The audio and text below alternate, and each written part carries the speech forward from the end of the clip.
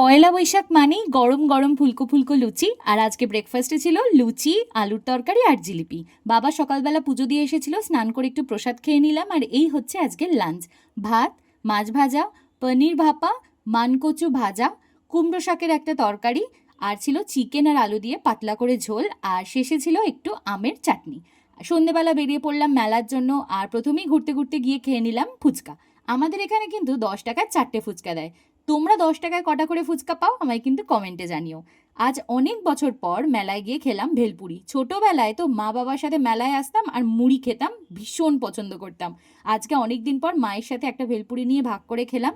দেন নিয়ে নিলাম একটু ডাল বড়া। আর এই ছোলা মাখাটা খুবই খারাপ ছিল, মানে শেষই করতে পারিনি।